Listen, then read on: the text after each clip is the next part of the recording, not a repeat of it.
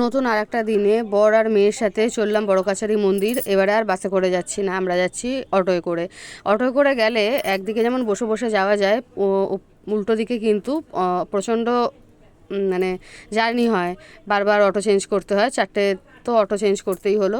তো যাই হোক, সকাল সকাল চলে গেছিলাম বড় কাছারি মন্দিরে পুজো দিতে। আর চারদিকটা বর্ষার জন্য সবুজ সবুজ হয়ে রয়েছে, দেখতে বেশ ভালো লাগছিল। তারপর আমাদের মাঝ রাস্তাতেই বৃষ্টিতে ভিজতেও হয়েছিল, বেশ ভিজে ভিজে আমরা আমাদের গন্তব্যস্থলে চলে এসেছি মন্দিরের কাছে।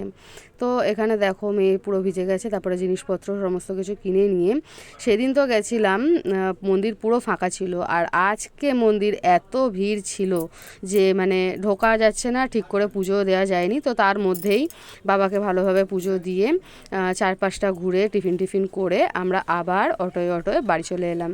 তো শ্রাবণ মাসে তোমরা কারা কারা বড় কাছারি গেছিলে আমাকে অবশ্যই জানিও। আমি কিন্তু এবার দুবার শ্রাবণ মাসে বড় কাছারি মন্দির থেকে ঘুরে আসতে পারলাম। জয় বাবা বড় কাছারির জয়।